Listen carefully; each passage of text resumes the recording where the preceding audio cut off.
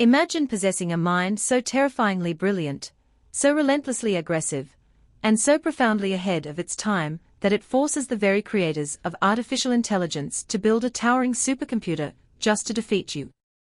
Picture a young prodigy who not only shattered the Iron Curtain of Soviet chess dominance, but later stood bare-chested in the freezing rain, facing down riot police to defend democracy against an authoritarian regime.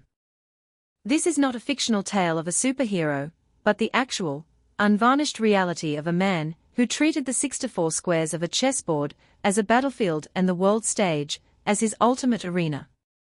His journey from a bright-eyed child in the Caucasus to the undisputed king of the chess world, and finally to a fearless political dissident, is a masterclass in intellectual supremacy, unyielding courage, and a relentless pursuit of truth. To understand his legacy is to understand the very evolution of human intellect and its complex, often fraught relationship with the machines we create. The origins of this extraordinary intellectual titan began in the spring of 1963 in the vibrant, culturally rich city of Baku, Azerbaijan, then a part of the Soviet Union. Born Garry Weinstein, his early environment was a fascinating blend of cultures and intellectual rigor. His father, an Armenian, and his mother, a Russian Jew, instilled in him a deep appreciation for education, analytical thinking, and the power of the human mind. Tragedy struck early when his father passed away, and he subsequently took the surname of his stepfather, a man of Georgian Jewish descent, becoming Garry Kasparov. The boy showed an astonishing aptitude for chess at a remarkably tender age, solving complex puzzles and analyzing intricate endgames that baffled seasoned adults. Recognizing his extraordinary gift, his parents enrolled him in the prestigious chess school of the legendary Mikhail Botvinnik, the former world champion and the patriarch of the Soviet chess system. Botvinnik, known for his strict, scientific, and highly disciplined approach to the game, initially dismissed the young boy's chaotic, intuitive, and overly aggressive style. However, the legendary coach quickly realized he was dealing with a generational anomaly, a raw talent that could not be confined by traditional pedagogical boundaries. Kasparov absorbed the rigorous positional training, but infused it with a fiery, dynamic energy that would soon revolutionize the sport forever. His ascent through the ranks of the formidable Soviet chess establishment was meteoric and utterly unstoppable. By his early teens, he was already defeating seasoned grandmasters, and at the age of 22, he achieved the seemingly impossible. In the autumn of 1985, he defeated the reigning champion, Anatoly Karpov, becoming the youngest undisputed world chess champion in history.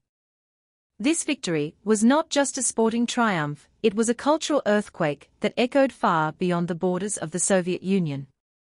Karpov represented the established, cautious, and deeply entrenched Soviet chess machine, a player of profound positional understanding and suffocating control. Kasparov, in stark contrast, embodied a new, aggressive, and reformist energy. Their epic rivalry, which spanned hundreds of games and multiple grueling matches, became the defining narrative of the chess world for 2 decades. The marathon match of 1984, which was controversially halted by chess officials when Kasparov was mounting a massive comeback, only fueled the young challenger's fire. When he finally claimed the throne the following year, he initiated an era of absolute dominance that would reshape the competitive landscape of the game. His playing style was a breathtaking display of tactical brilliance, profound opening preparation, and an almost terrifying willingness to sacrifice material for long-term positional compensation. He played chess not as a static puzzle to be solved, but as a dynamic, living struggle where the initiative and the attack were everything. For the next 2 decades, he completely dominated the global chess scene, holding the #1 ranking in the world for a record-breaking 25 years.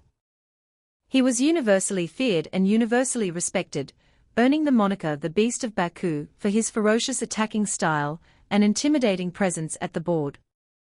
He revolutionized chess opening theory, bringing a level of computer-like depth and novelty to the early phases of the game that forced every subsequent generation of grandmasters to adapt or perish. His games were masterpieces of complexity, often featuring mind-bending sacrifices that were only fully understood years later, when modern chess engines confirmed their objective correctness. He was not merely playing against the person sitting across from him, he was playing against the entire history of the game, constantly pushing the boundaries of what was considered theoretically possible. However, his most famous and culturally significant battle was not fought against a human opponent, but against a towering monolith of silicon and steel. In the mid-1990s, he agreed to play a highly publicized match against Deep Blue, a supercomputer developed by IBM specifically designed to calculate millions of chess positions per second. The first match ended in a narrow victory for the human, showcasing his ability to exploit the machine's lack of long-term strategic understanding. But the return match in 1997 changed the course of technological history. After a grueling, psychologically taxing series of games, the machine secured a historic victory. While he fiercely contested the fairness of the match, citing human intervention and the immense psychological toll of playing an unfeeling, tireless entity, the result marked a profound paradigm shift. It was the moment humanity realized that artificial intelligence had surpassed human capability in a realm previously thought to be the exclusive domain of human intellect. Rather than retreating in bitterness, he embraced this new reality with characteristic foresight.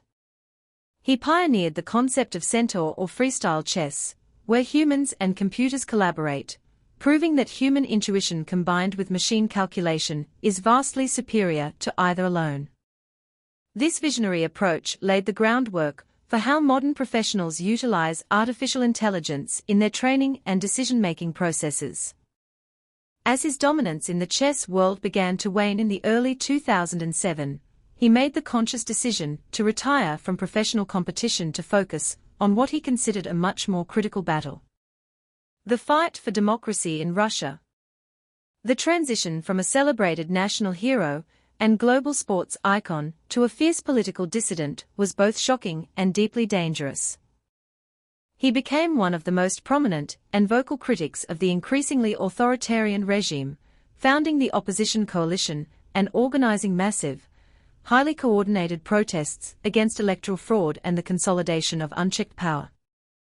He understood that the same analytical skills he used to dismantle his opponents on the chessboard could be applied to deconstructing the flawed, corrupt logic of the political establishment.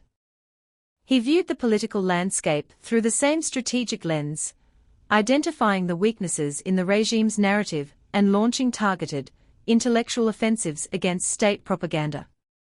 This courageous pivot came at a tremendous personal cost. He was repeatedly arrested, subjected to vicious state-sponsored smear campaigns, and physically assaulted by pro-government youth groups. The media machine attempted to paint him as a foreign agent and a traitor, but his unwavering resolve and global recognition provided a shield that kept him alive. He transformed his personal struggle into a global mission, speaking at universities, writing extensively on the intersection of artificial intelligence and human society, and advising world leaders on the geopolitical implications of emerging technologies. He authored several highly acclaimed books, exploring the deep connections between strategic decision-making in chess and the complexities of leadership, business, and life. He argued passionately that the rise of artificial intelligence must be guided by humanistic values, warning against the dangers of surrendering our critical thinking and moral agency to algorithms.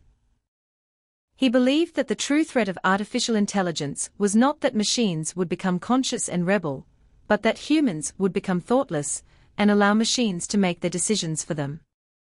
The legacy of this extraordinary mind extends far beyond the 64 squares of the chessboard.